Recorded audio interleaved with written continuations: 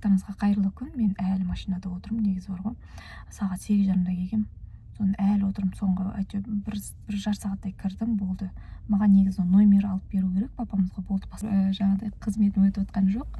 Сол номерді күтіп отырмыз. Номер алып қойды, енді сол номер келмей жатыр енді. Қалған барлығы істеліп қойды. Сағат 8:30-да келдік па? Соны 9-да ашады. Барлығымыз сыртта күтіп тұрдық.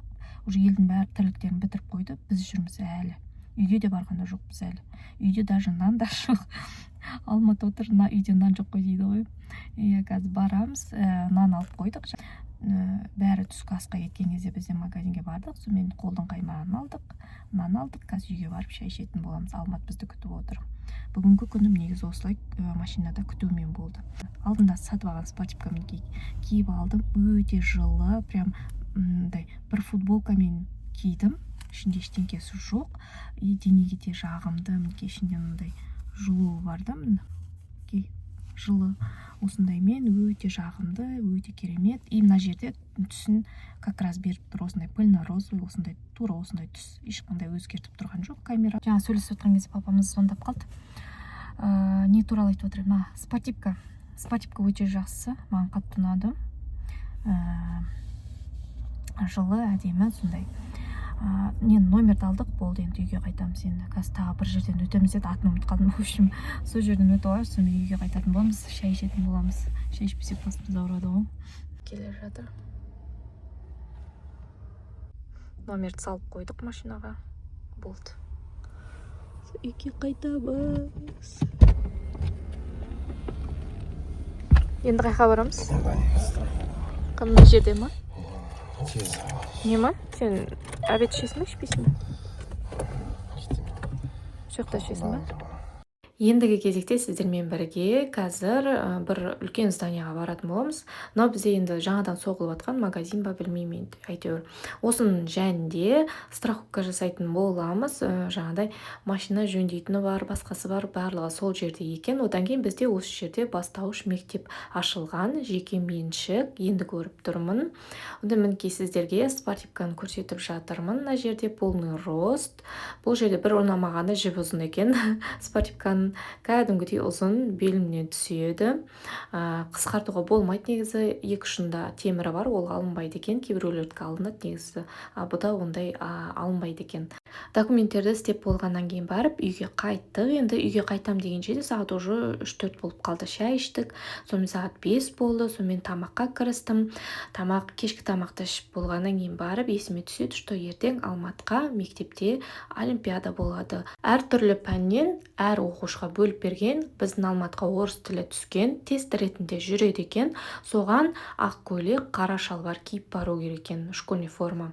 Сонымен барлық көйлектерді алып шықтым, барлығын үтіктеп жатырмын. Бұл жерден таза кислородыңмен жуған болатын, өйткені жеңдерінде, жағаларында қанша дегенмен де қалып қалады. Солардың барлығын кетірдім, бірақ енді мұж болып қалды. Мына жерде жақсылап үтіктеп жатырмын. Сөйтсем бұның түймелері ыстық болады екен ғой, үтіктеген кезде қайдан білейін, қолымды сұқып қалып едім, кәдімгідей қолым күйіп қалды. Шын айтқанда пармен үтіктеп жатырмын. Жақсылап үтіктемесең мұжы мүлдем кетпейді, өйткені қатты суға пісіп қалған мата, и сол мұжбен қалып қалған. Оны еще қосымша жуасың ғой стиральный машинамен, еще стиральный машина тағы да ыстықпен кептіріп береді, еще сығып береді, мұж-мұж қып. Соның барлығын үстіп кетіріп отырмын. Өте қатты қиын екен кеткен. Оның үстінен үтіктің де шамасы келмей жатыр, сәл әлсіздеу біздің үтікте. Бірнеше сағат кеттен де киімдерді мұжын жазуға. Ақыры үтіктеп жатыр екен, барлығын үтіктей салайын дедім. Менде өйткені жуылған киімдердің біразы жиналып қалды. Киім емес, даже пастельдерді жиналып қалды. Соларды да үтіктейтін боламыз. Пастель дегенде жастықтың тыстары ғой енді. Телевизор қойып қойдым. Мен осы жаңадай үтіктеуді бастаған кезде бір кино басталған болатын. Сол киноны аяғына шейін бітірдім. Осы үтіктеп болам дегенше кино да бітті. Сонымен төсек салып, сағат тура 12-лерде ме жаттым ғой. В общем, Алмат менен бұрын ұйықтап қалды. Ол сағат 9-дарда ұйықтап қалды, өйткені ол ерте тұрды. Бүгін болады деген ғой олимпиада. 7-де тұрып алғам, олимпиада болады деп. Машинаның номерін ауыстырдық қой. Машинаның негізі номері ұнамайтын папамызға, сонымен номерін ауыстырды, болды. Бұрынғы негізі өзінің номері бар етін, бұның алдындағы машинадағы өзіне ұнайтын ол номер, сонымен ол номер негізі сақталмаған екен. Сөйтіп қайтадан осындай дені түзу бір номер алдық. В общем, соның артында жүрдік қой. Негізі машиналардың маркасын мен біле бермеймін, әсіресе ресейлік машиналардан. Былай шетелдік жаңағы үлкен маркалар бар ғой, атақты, олардікін білемін енді. Түрлерін де танимын, бірақ енді ресейлік машиналардың көбісін тани бермеймін. Сондай біздің машина. Басында машина алар кезде папамызға жаңадан машина ал дегенбіз, бірақ енді бізде папамыз осындай машиналарға қатты қызығады. Білмеймін, ауырады осын ресейлік машиналармен, сонымен пока осын айдай тұрсын, жаймен көндіретін боламыз. Негізі барлығымыз жалынған болатынбыз жаңадан машина ал деп. Ешкімді тыңдамады, өзі жаңағыдай демалыс күні жалғыз өзі базарға барып, өзі алып келген болатын осы машинаны. Машинадан сразу стиркаға алсайық. Жастықтың тыстарында кислородқа салып алған болатын. Өте жақсы ағартып, әдемілеп берді. Негізі таза кислородында сәл-сәл болса да хлорка бар, өйткені оның иісін сезіп қалдым. Енді ыдыс-аяқтарды салмайтын боламын, тек қана содамен жуатын боламын. Егер де қақ болатын болса, содамен и лимонный кислотамен жуған дұрыс па деп ойлап қалдым. Одан кейін ақ киімдерді жақсы ағартып береді. Одан кейін жаңа майлықтарда иіс қанша дегенмен де қалады, соларды жақсы кетеріп береді екен. Сол жері қатты ұнап қалды. Мына жерде уже аяғым талып кетті. Гладильный досканы кішірейттім. Өзім сондай кішірейтетін тағы да жаңа ілмегі бар, сол ілмекке іліп қойдым. Сөйтіп шалбарды ары қарай үтіктеп жатырмын. Үтіктің де су қайта-қайта таусылып қалып жатыр. Үтіктің өзінің арнайы жаңағы стаканы бар, су құятын. Соған әкеп қоям. Таусылып қалып жатыр. Содан үлкен чайникке құйып алдым суды, қасыма қойып алдым, сонымен құйып жатырмын. Сөйтіп бумен арнайы осылай үтіктеп жатырмын. Финишқа жеттім уже, шалбарды бітірейін деп жатырмын үтіктеп, киномда бітейін деп жатыр.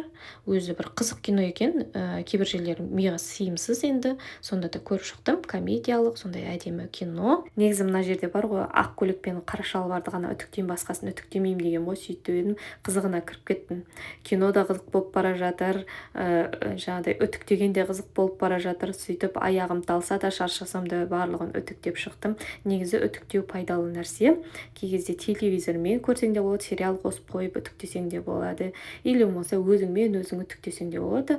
Біраз нәрселер ойға келеді екен үтіктеген кезде, өзіңмен өзің қалады екен. Сол жері жақсы екен.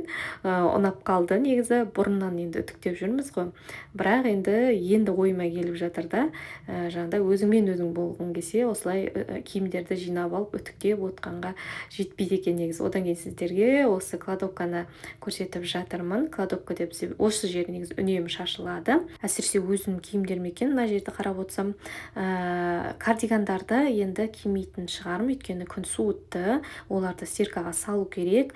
Тоқылған киімдер кішкене жиналсын деп отырмын, содан кейін барып барлығын стиркаға салып алатын боламын. Пока осы жерде тұра тұрсын, пока ешкімге кедергі жасап жатқан жоқ. Өзім жинайтын болғаннан кейін осы жерге қойып қойдым. Алматында курткасын, жемпірін барлығын бір свежий қылып алу керек негізі. Одан кейін папамыздың да киімдер үнемі осы жерде жиналып тұрады. Оған осы жер ыңғайлы, тез көрінеді, тез тауып алады. Ато киімдерін көбісін таппай көбінесе сұрап жүреді.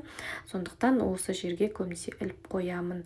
Менке барлығын жақсылап реттеп алдық. Асты жағы да шашылып кеткен. Одан кейін менде осындай халаттарым бар. Бұны жаңағыдай далаға шыққан кезде үстіме іліп алып киіп жүремін көбінесе. Өте жылы ақ халат, әсіресе алмат киіп жүреді бізде үйде. Отопленияны өшірген кезде, сол кездері үй салқын болады, сол кездерде алмат көбінесе киіп жүреді. Одан үнемі жиналатын бізде осы жерде киімдер. Бұл жерге де киімдердің барлығын жинап тастайды. Бұл жерде де үнемі жинаймыз. Шашылады енді қанша дегенмен де үйреніп қалғанбыз ғой мына жерге негізі киім қойып. Бұрыннан киім қойып келе жатырмыз, сондықтан осы жер бізге ыңғайлы сияқты. Негізі бүгіндікке менде өте көп стирка болды. Бірнеше рет стирка қостым, қолмен жуғандарымыз да бар, папамыздың плюс жұмыс киімдері де бар. Олардың барлығын жақсылап жудым.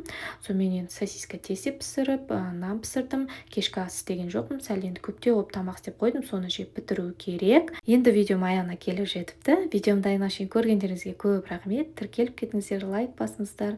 Сіздердің қолдауларыңызды күтемін. Кездескенше.